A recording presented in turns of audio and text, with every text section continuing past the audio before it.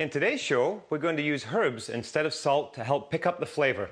A couple of really simple recipes, mashed potatoes with steamed vegetables. I've already cooked some potatoes over here, and I'll just bring them over. And just before I start mashing them, I want to point out in this small pan here, I've got some 1% milk, so not only are we going to cut some salt out, we're going to cut some fat.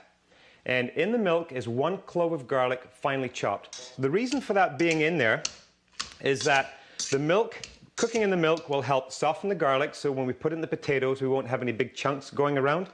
And it will also take some of the harshness out of the garlic that some people find, a little objectionable.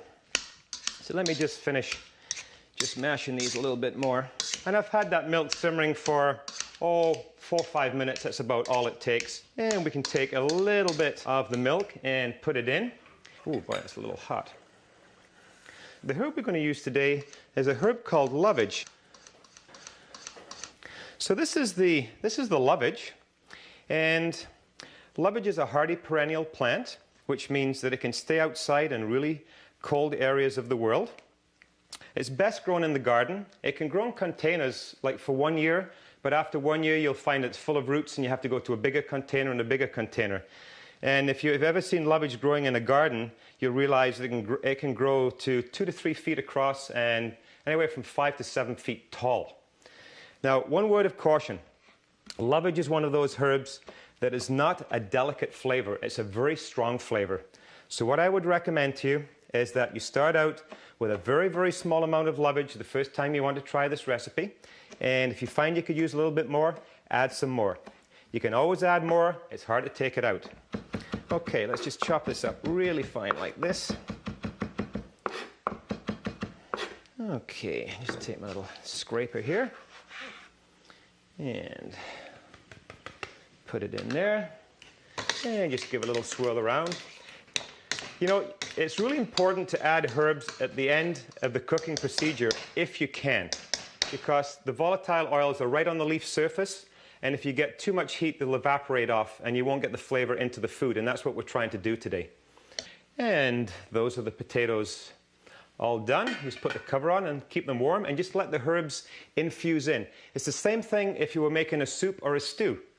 You wait till you finish cooking the soup or stew, then you put the herbs in, turn the heat off, put the lid on, and just let everything simmer for 20 to 30 minutes. And then when you're ready to eat, turn the heat back up again, and you'll be amazed the difference that it makes. Okay, over on this other burner here, I've got some vegetables steaming away, and just let me bring them over, and they're probably going to need to cook for another couple of minutes, so just let me put this burner back on in the front here. Garden fresh beans and carrots, and they can cook just a tiny bit longer. And the herb that we're going to marry this with is summer savory. Now, I've got 2 types of savory in front of me. This is the one that we're going to use. This is the summer savory. This is an annual, and this is winter savory, which is a perennial. Now, as the names imply, winter and summer savory, the summer savory is a very delicate flavor, and it's more suited to summertime dishes. In Europe, summer savory is quite often referred to as the bean herb. It's used a lot in bean salads.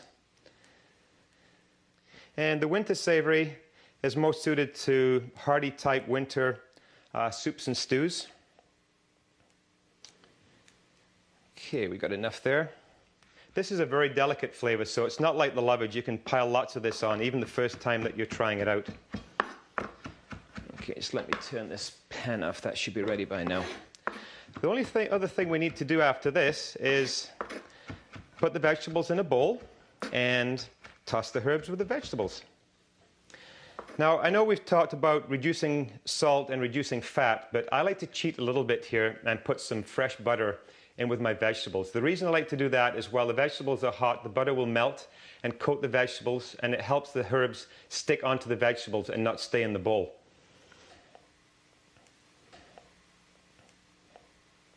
And this is a personal choice. If you don't want to put the butter in, don't put it in. Just leave it out. If you don't use butter, use margarine. Whatever works for you. And I'm just going to toss them around for a minute, just till that butter's melted and gets all over.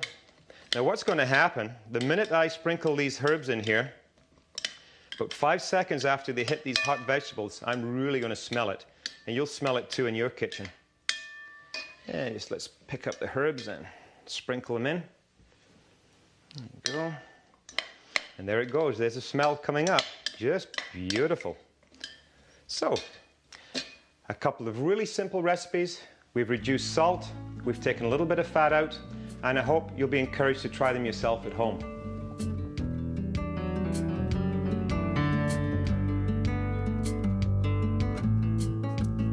When I first became involved with herbs over 20 years ago, I was a fairly heavy user of salt.